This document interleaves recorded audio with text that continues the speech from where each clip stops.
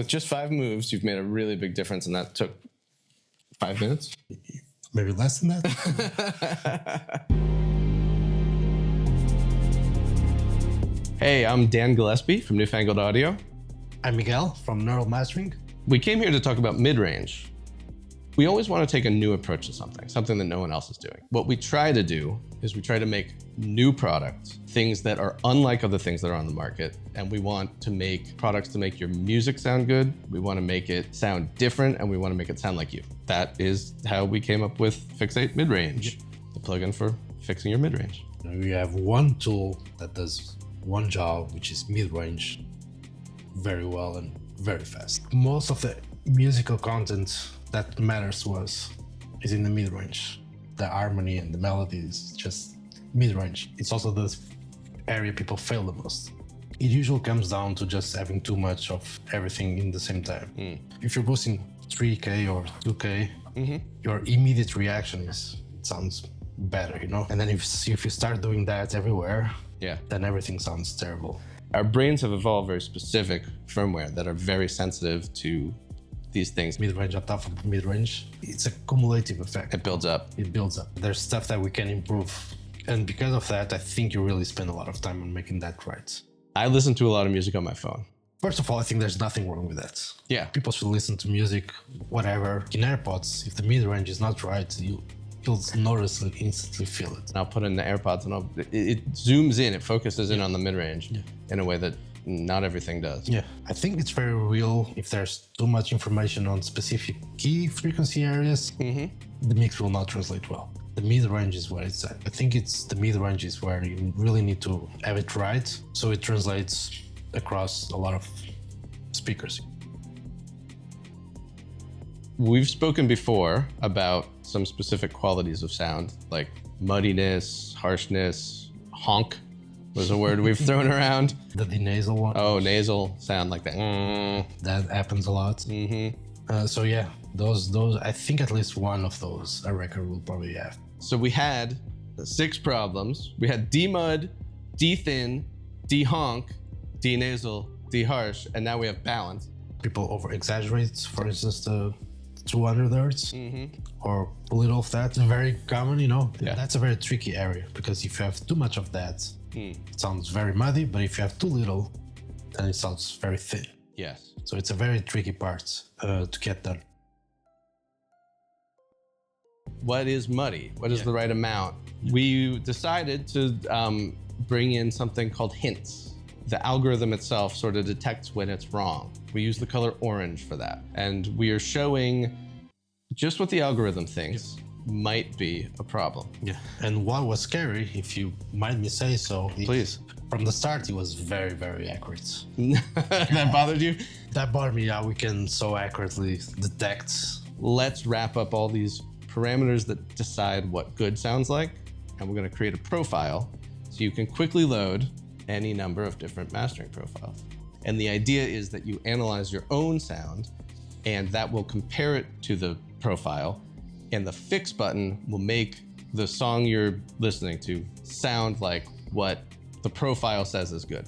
And the idea is that gets you into the right place to start making some good changes. I know the source because I'm mirroring it, and I have a destination in my head, and sometimes the profiles will just get me there faster than sweeping or searching for problem. I'm wasting less time on it, which allows me to focus on more musical stuff, which is more important than fixing problems. How has Fixate Midrange changed the way you work? Fixate just helps to get the technical side better. Get it out of the way and focus on the music. So we now have a song by Ella called Oceans. Okay.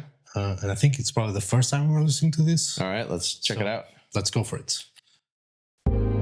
Let me get caught up in your way. Let me drift away from the shore.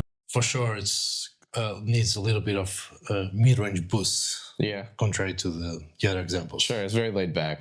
Yeah, it's a little bit muffled. Mm-hmm. Yes, for this one, I feel like I should load a profile. Yeah. I think I have one profile that will match this. Okay. Scandy Pop. Scandy Pop, which again is not really Scandy Pop, but the sonic presentation again, Yeah. I think will benefit this track. Okay. Just going from source to ideal and see if this helps us or not.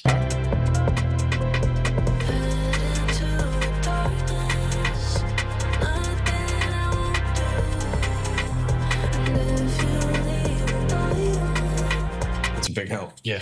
Maybe we don't need to go all the way. Ideal is mathematically we analyze builds a statistical model of the song, and then the profile is a statistical model of whatever you want, and then ideal sort of like gives you the sound that sounds the most like the profile while also sounding the most like the song.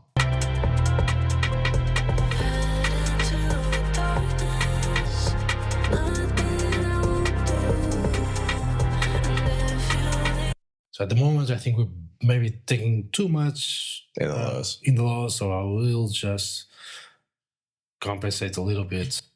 And even though this is a mid-range plugin, we do have some like low energy shelves, Of course. which are very useful because sometimes when you sculpt the mid-range a lot, Yeah. you might need to offset or compensate. One of the nice things about that EQ is that it doesn't add or subtract gain. You're not being like, oh, this is louder, so it's better. Yeah, so you're not Because being fooled by You can't trick yourself, or Yeah. that's the goal.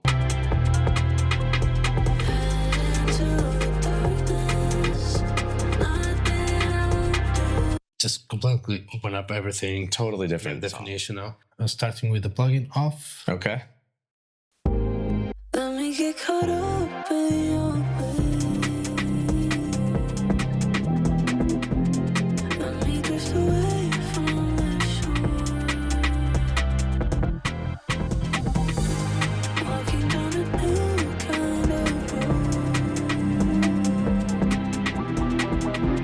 I don't wanna go home. Yeah, a lot of clarity has been The profile made a huge a difference. huge difference on that one. That balance. Sure. Sometimes the mix arrives and it's 95% there. Yes.